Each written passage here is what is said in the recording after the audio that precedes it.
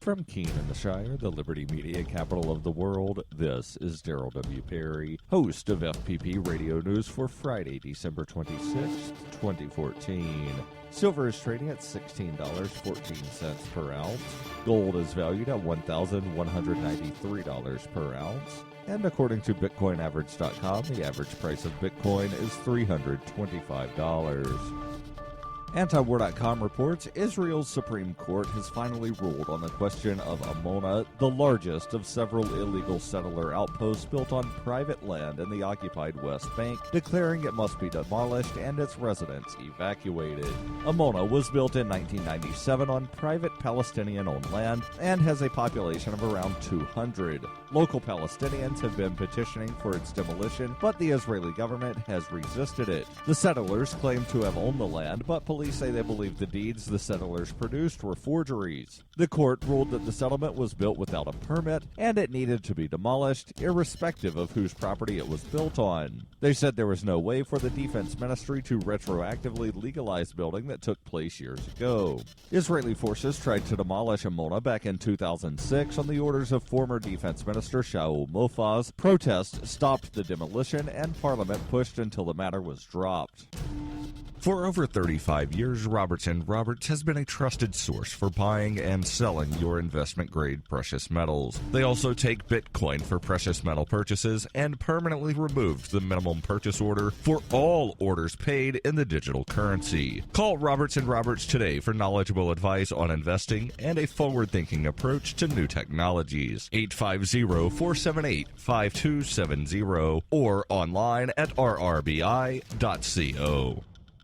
Reuters reports the Sony Pictures movie about a fictional plot to assassinate North Korean leader Kim Jong-un, The Interview, opened in more than 300 movie theaters across the United States on Christmas Day, drawing many sellout audiences and statements by patrons that they were championing freedom of expression. Co-directors Evan Goldberg and Seth Rogen, who also co-stars in the lowbrow comedy with James Franco, surprised moviegoers by appearing at one screening of the movie at a theater in Los Angeles, where they briefly thanked fans for their support. Sony Pictures this week backtracked from its original decision to cancel the release of the $44 million film after major U.S. theater chains pulled out because of threats of violence by Guardians of Peace, a computer hacking group that claimed responsibility for a destructive cyber attack on Sony last month. The United States blamed the attacks on North Korea. Movie theater managers and patrons alike said they believed there was nothing to fear, and the initial screenings on Thursday were uneventful. The movie was also available in the U.S. through Google Play and YouTube. A Sony spokeswoman on Thursday said she had no figures on the numbers of downloads so far, and the studio was not expected to have box office numbers from theaters before early Friday morning. Sony decided to release the movie after President Barack Obama, as well as Hollywood luminaries such as George Clooney and Republicans and Democrats in Washington, raised concerns that Hollywood was setting a precedent of self-censorship.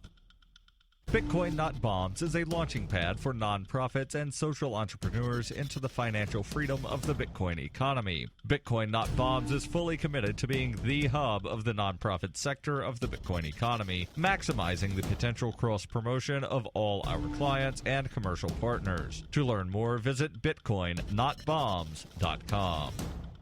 UPI reports the National Centers for Disease Control and Prevention are monitoring one of their lab technicians after an error in virus transportation possibly exposed the technician to Ebola. A dish containing what was possibly live Ebola virus was mistakenly transferred from a secure lab known as BSL-4 to a less secure lab known as BSL-2. The CDC said they would not rule out the possibility the lab technician in the less secure lab was exposed to the virus. The virus was being tested on guinea pigs to discover if the strain devastating West Africa is deadlier than strains from previous outbreaks. The technician should have recognized the mistake when looking at the color-coded samples. The breach was discovered by laboratory scientists who immediately notified their supervisors at the CDC. In a press release, the CDC assured there is no chance anyone outside the lab could have been exposed, and there is no danger to the public. The CDC is conducting an internal investigation. The incident and details of the investigation have been reported to the Health and Human Services Secretary Sylvia Burwell.